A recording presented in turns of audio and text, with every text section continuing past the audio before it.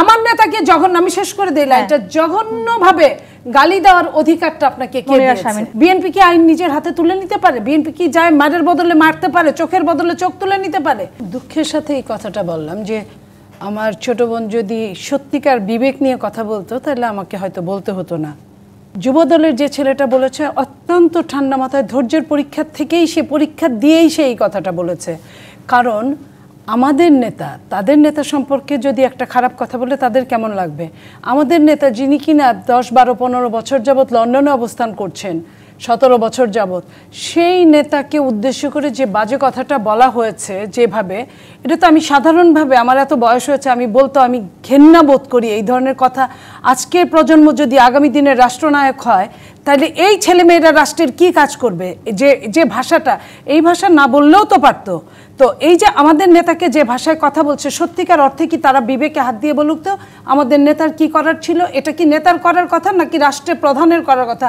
নির্বাহী প্রধান যদি একটা দলকে হঠাৎ করে নিজে না করার পরে যখন স্থগিত একবার বলে নিষিদ্ধ করে ফেলে, তখন এই ধরনের যদি মিছিল হতো আমি খুশি হতাম। এই ধরনের ঘটনা না ঘটে। আমি বলি আপনাকে, এটা আমি ক্লিয়ার করে বলছি, ঘটনাটা জঘন্যতর, নো ডাউট জঘন্যতর ঘটনা, কোনো মানুষকে একদম আদিম যুগ ফেল করে গেছে। কিন্তু আপনি বলেন কোন দলের গঠনতন্ত্র কিংবা দল কি পরচনা করেছে এই ধরনের কাজ করতে?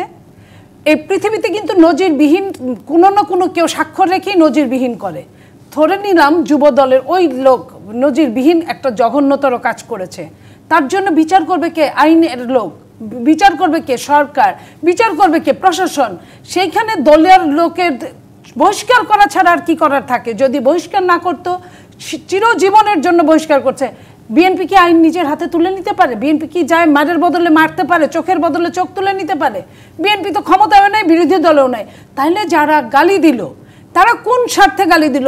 যে মেরেছে কথার কথা সেও কিন্তু বিএনপির লোক, তারা বলছে যে মারছে সেও কিন্তু বিএনপির লোক, তারা বলছে।